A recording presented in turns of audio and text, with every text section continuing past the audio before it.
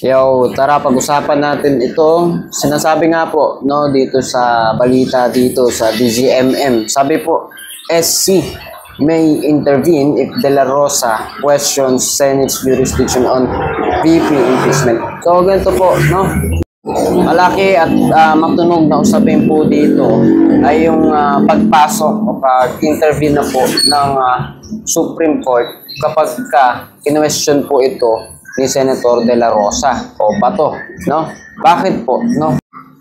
Malaki po ang impluwensya nito ni De La Rosa ngayon dahil marami po ang bilang sa kanila na mga senador na nasa panig po na meron pong tinatawag na bias actions patungkol po dito sa pagdinig, hearing po ng trial nito ni Sara Duterte sa impeachment, no?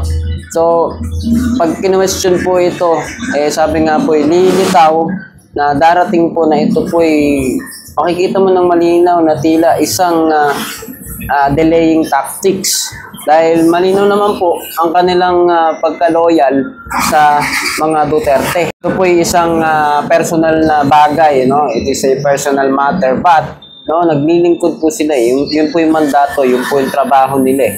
Ang maglingkod sa bansa, sa mamamayang Pilipino. Yan po ang sinumpaan nilang tungkulin. At ngayon po, ang Senado ay tila, no? Tila nagiging magulo yung galaw nila.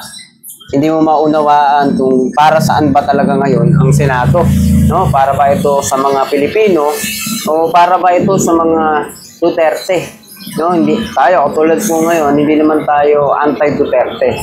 Lagi ko nga po binabanggit noon, no, kahit noon pa, mga videos po natin, na ito po ating ginagawa, pagko-komento dito. Gusto po natin laging gumitna para matimbang natin kung anong tama at mali. Hindi tayo maging pro-BBM, maging pro-Duterte, o anti-BBM, anti-Duterte, o kahit sino man. No? Timbangin natin kung anong tama, kung tama, suportahan, kung mali ay tutulan. At sa bagay po na ito, no, talagang marami nakakaunawa na tila ito po'y pagpapatagal. Kumbaga, bigat na nga dun sa punto na ito yung nakita po natin bilang delaying tactics. Dahil malinaw naman po, meron pa nga po yata isang senador, sinabi, di ba? Kahit sunugin ang kanyang katawan, parang ganon. No, correct me if I'm wrong, disclaimer lang. Kahit sunugin ang kanyang katawan ay mangangamoy Duterte siya.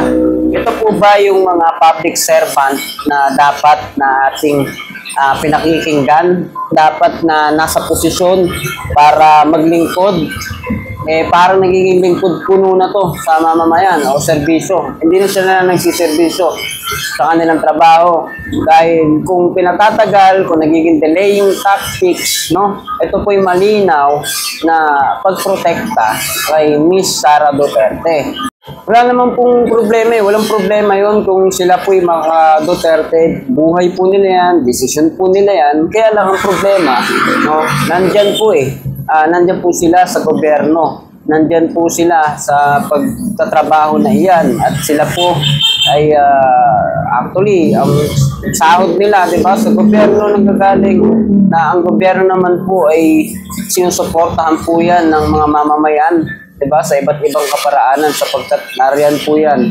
Tatagpo ng Diyos yan gobyerno at ang mga tao sinusunod yan, no? Kaya marapat lamang natignan po natin na kung bakit sila nakahalal yan ay dahil din po sa mga boto ng mga tao na inaasahan na sila po ay maglilingkod ng tama, ng tapat sa mga mamamayang Pilipino at hindi para sa partikular na tao lamang. Sapagkat ito po'y pagdinig, hearing, di ba? Hindi naman hahatulan. Kundi, isa pa nga po tinitignan ito na karapatan upang ipagtanggol. May karapatan siya na patunayan ngayon ang kanyang pagka-inosente. Pero ito po yung nagiging delay. At sabi, pag kinwestiyon po ito ngayon ni De La Rosa, posible na yung pag-intervene po ng Supreme Court, no? At sila ang pwede na mas magpabilis nito o pwede rin nilang i-hold din ito, no? Correct me again if I'm wrong, no? Basahin nyo rin, magbasa kayo, mag-search po kayo. Alamin ninyo kung ano po ang kapangyarihan ng Supreme Court dito sa ganito pong usapin.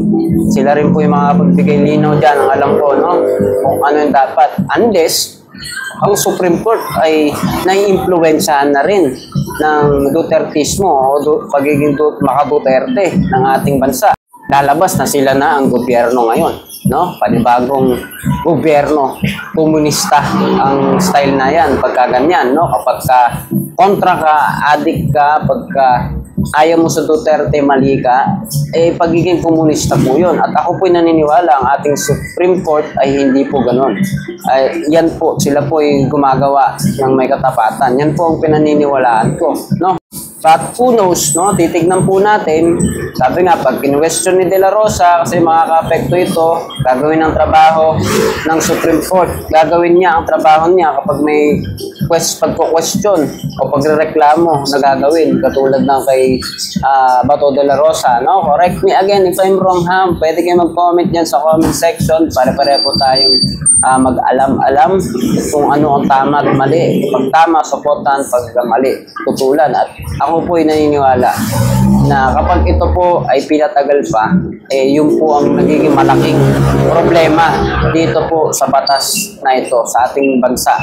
Dahil kung ang maliliit na mga tao nga, di ba? No? Dumadaan sa proseso ng pag-iimbestiga, pagta-trial. Tapos ito po, ating ikalawang Pangulo hindi dadaan sa proseso dahil majority sumusuporta sa kanya. Ganun ba? Ganun ba? Tama ba ako? No? Baka naman hindi naman marami, no?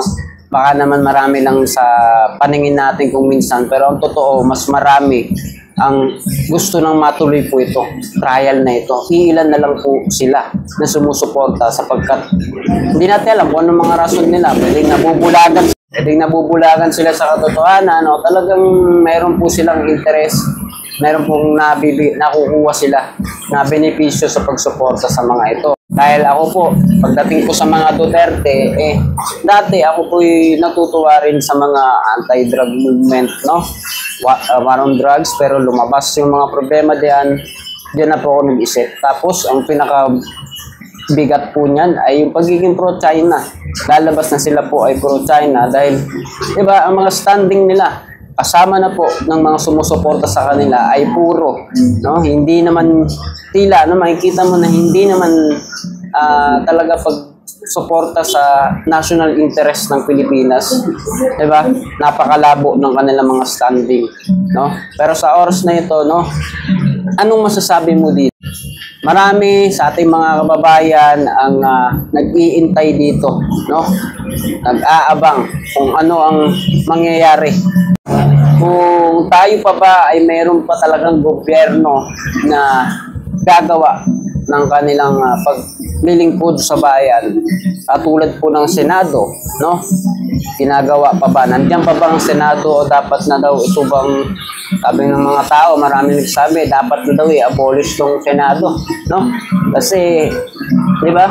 Pero ako naniniwala, hindi kailangan i-abolish. Kailangan yung mga mauupo dyan ay hindi bias, no? At nasa katwiran. Yun lang yun. Dahil sabi nga, dapat sinimulan kaagad to itong trial Hindi na po dapat to pinagtagal. Ang daming drama, ang daming kwento, tumagal. Alam naman natin yan, no?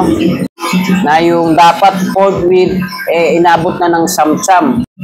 Ito inaabangan natin, no? Questioning kaya ni Bato de la Rosa itong pagpapatuloy ng trial o pagpuproceed nitong usapin ng impeachment kay Sara Duterte. Sabi nga no, pagkakalam ko, impeach na si Sara ngayon. Kaya lang, hindi pa tinatawid yung trial sa dapat pagpuntahan nito, tumatagal sa Senado. Correct me if I'm wrong, no? Hindi ko ganun kaalam yan, pero at least, diba, alam natin kung paano yung nangyayari na sitwasyon ngayon dyan. Hindi man eksakto, no? Kayo na lang mag-comment dyan kung ano yung eksaktong nangyayari niya. Dahil ang pagkakaunawa ko, ang laki ng trabaho po ng Senado dyan na dapat magpuproceed. Pero delay hanggang ngayon pinag-uusapan. Nawa, hindi maging lokohan po itong investigasyon po dito, trial dito, at matapos po ang dapat gagawin nila dyan. No? Ikaw, anong masasabi mo dito sa usapin na to? Comment down below and do not forget to subscribe for more.